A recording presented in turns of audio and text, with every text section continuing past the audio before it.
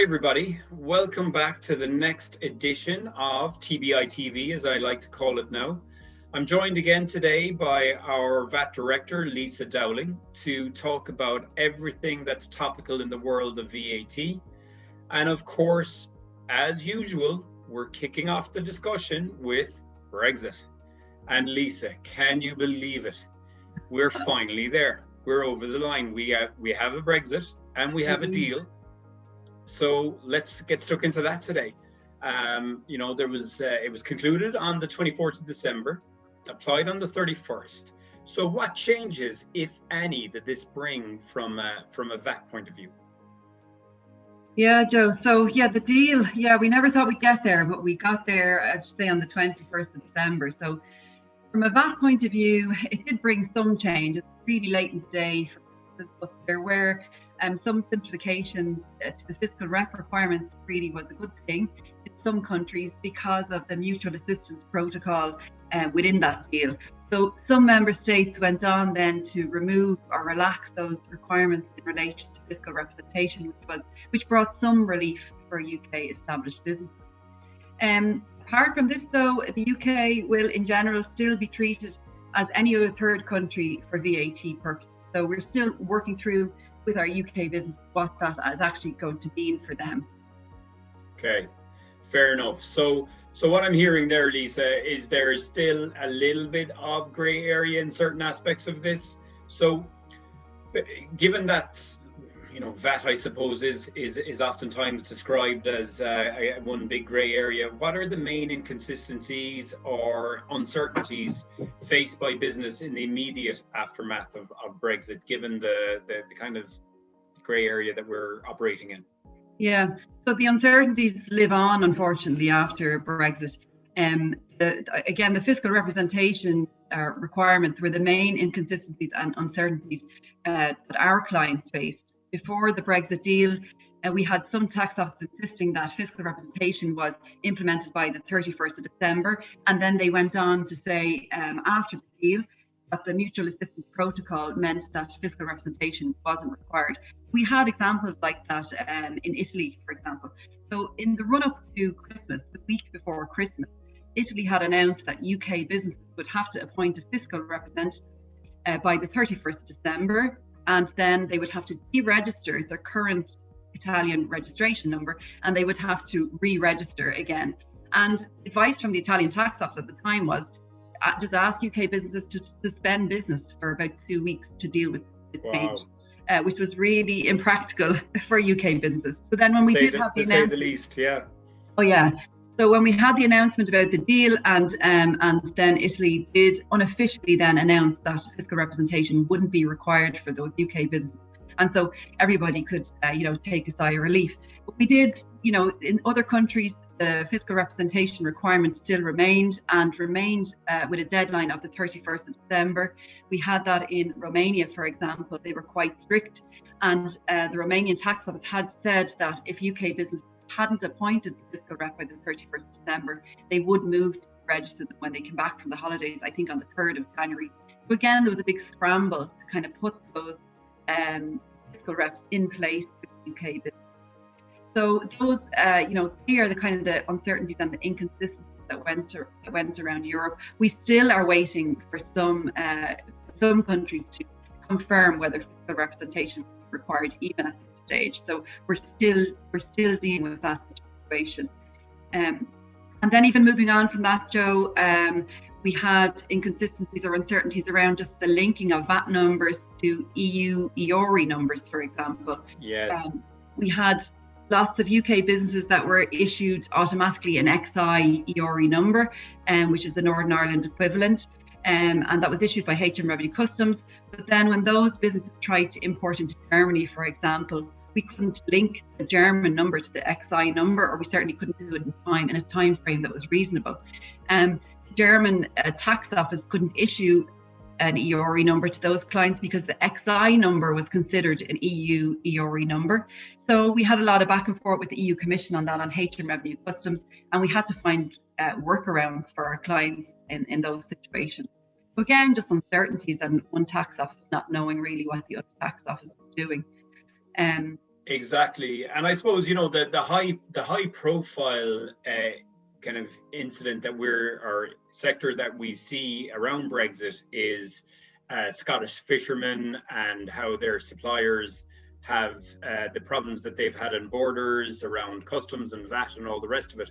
Mm-hmm. Have you seen anything amongst our client base? You referenced Italy there, and they were asked to cease trading for a period of time. Is there any other high level issue that we see and maybe the viewers here might be interested in, and something that they may encounter themselves, whereby it's a barrier to actually trading with their client base or their suppliers? Is there any other kind of standout one? Like, I know call off stock is something that we've had issues with clients, and but is there any kind of a game stopper out there? There has been, Joe.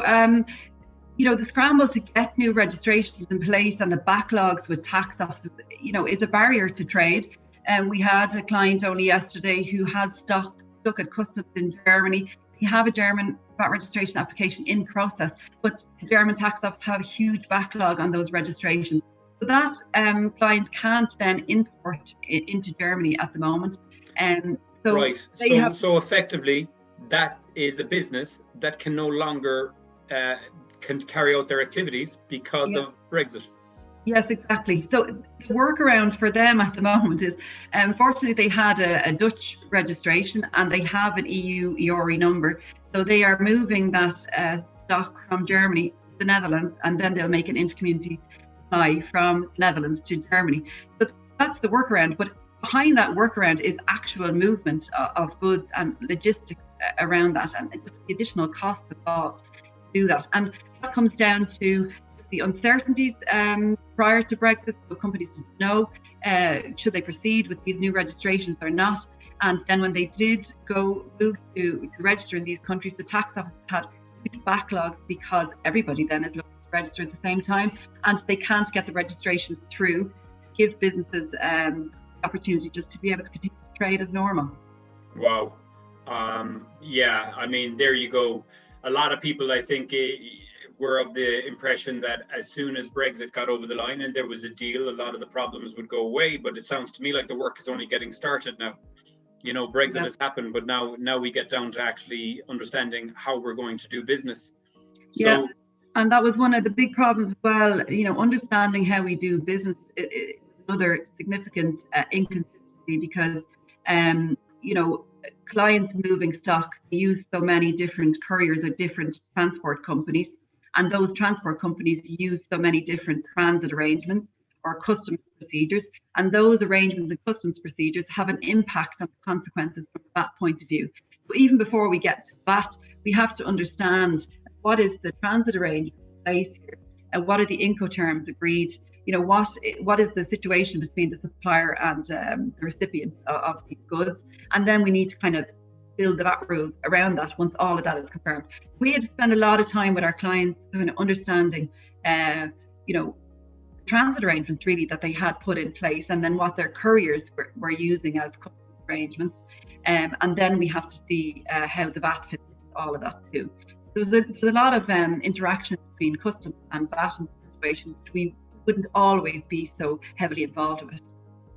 Absolutely. So what I'm hearing here, Lisa, is the fact that there still are a lot of uncertainties. Every stakeholder, from the HMRC to the various tax offices around Europe, to our client base, to our client suppliers, everybody's trying to find their feet at the moment. What's the best piece of advice that you could give to anybody in relation to this uncertainty right now? I guess it's come and talk to the likes of ourselves, who can set you straight, who are dealing with these uncertainties on a day-to-day basis. Am I right? Yeah, absolutely. So, and involvement with your customs agent as well. But so interaction between the customs agent and your VAT representatives, and just talking to both parties, because a decision that one party would make, or a transit arrangement that some party would use, might have an impact on the VAT side of things as well. But interaction between your customs situation and your VAT representative is definitely recommended. Absolutely. So, and it always helps to speak to the experts who are dealing with the fallout from this on a daily basis, and the insights gained from one particular project or client can be applied to another. So certainly the message here, folks, is, come and talk to the folks here at TBI, avail of our, expertise and avail of our insights around this very uncertain world where everybody is scrambling to find their feet. So let's park Brexit for the moment, and let's look ahead. Obviously, we're into 2021. We're still operating within a global pandemic, unfortunately, but it looks like the end is in sight. From a VAT perspective, I know that there's a lot of changes coming down the track in July 2021. So what do our viewers need to know about these changes, Lisa? So that's the next challenge, I suppose, on our calendar, on the VAT calendar, is the changes that are coming from 1st July 2021. So they'll significantly change the way VAT operates for cross-border businesses, B2C e-commerce activities in the EU. The main changes that will enter force will be an extension to the mini one-stop shop that we already have in play, and that will be extended to be a one-stop shop.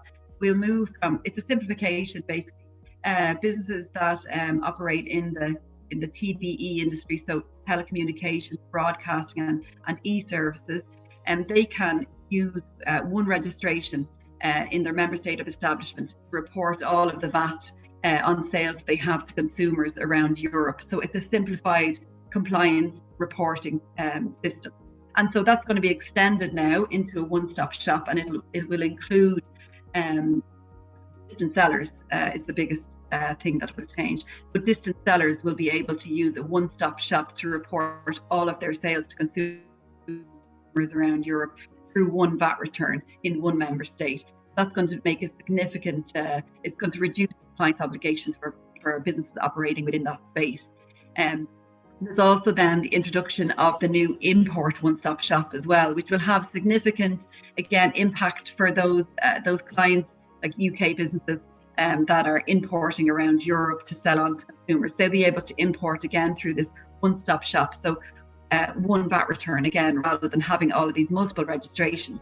And that will do away with the current fiscal representation requirements that many of them have had to put in place from the 1st of January 2021. So again, big changes. So we need to walk through those with the businesses that we work with and see how we can avail of those simplifications for our clients. So some positive VAT changes is what I'm hearing. So for 2021, anytime you hear simplification around VAT is a good thing, right? Yeah, so these will definitely bring simplification to the compliance obligation for the affected businesses. They'll pose their own challenges initially just with setup and implementation, but once they're in play, they will definitely simplify the compliance obligation for clients. Alrighty, so the message is reach out to us ASAP and let's get the wheels in motion for those changes coming down the tracks and put a plan in place. Yeah, Lisa, that was outstanding. Thank you very much. I really appreciate the opportunity to learn about what's relevant and what's happening at the moment every time we sit down for a chat, and I hope our viewers do too. So until next time, thank you very much, Lisa. Yeah, thanks, Joe. Bye-bye, everybody.